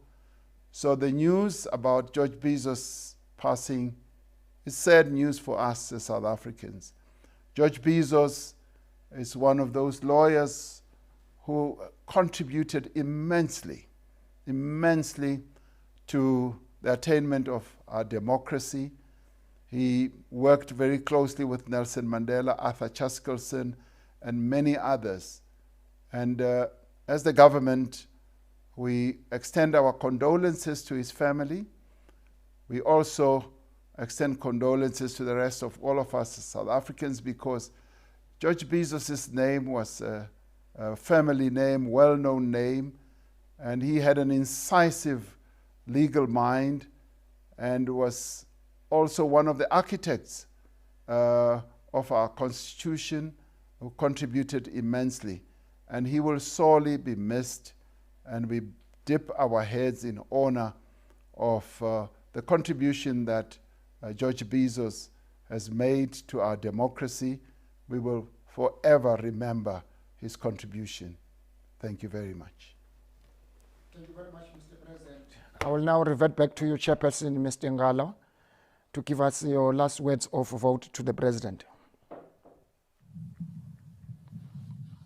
Let me unmute. Thank you very much, Deputy Minister and President. Thank you very much for your time. You were very generous with your time, and you gave us more than had been initially allocated. And I think that the last time our members had not been satisfied with the amount of time they had. I think everyone tonight is satisfied and happy with the amount of time that we got. And President, I must say that we are encouraged by your words, that you will make sure that the ministers will be available, particularly those in the economic cluster.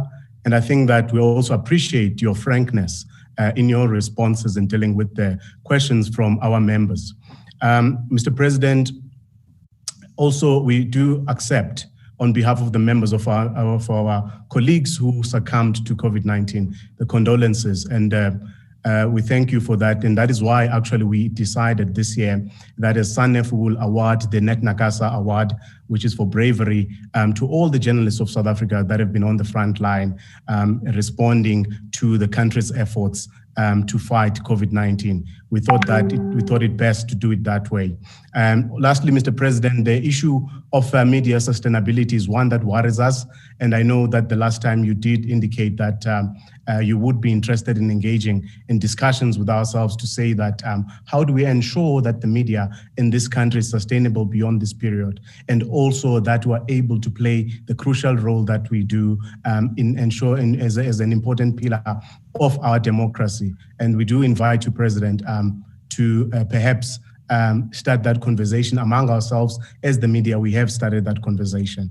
I think on behalf of everyone else, I'd like to thank you for your time and thank the Deputy Minister and thank the members and everyone else for their contributions. Thank you very much. Thank you very much, Chairperson. Thanks very much, Mr. President, once more for your time. You are indeed generous. The session was more than 2 hours. That explains how much you take seriously the issue of the nation. We want to thank different media houses for the opportunity that this message tonight, Mr. President, it has gone to millions of South Africans. We thank them very much. Continue as a media to be the voice of the voiceless. At this moment, Mr. President, I will invite you to give your closing remarks to the media. Well, thank you very much, Deputy Minister Zizi Kodwa, and thank you very much, Sbu. Let me extend my gratitude to all of you. You all asked extremely difficult questions, You were most unkind to me, and I thought you would be a lot kinder, a lot more gentle, but I'm glad that we had this exchange, and I saw it, I'm just saying what I said in jest, I saw it as a real dialogue, and I'd like us to continue, because it is when we have this type of dialogue that we are able to contribute to building the nation, and where some of your questions come forward as things that we need to think about. Some of them are suggestions that I take very seriously, like the question that Mahlatsi asked. These are issues that we are grappling with as we are crossing this river. So I really thank you, and I really look forward to our next engagement as we continue to deal with this COVID devastation, not only to the lives of our people, but also to our economy. I am certain that we will come out okay. It may take us longer than we expect, but if we hold hands and work together, as a nation, including the fifth estate that you are, we will be able to find all the solutions that our country needs. Thank you very much for the engagement. Thank you. Thank you very much, Mr. President. Members of the media, it's a good evening from our side. Thank you very much. Thank you.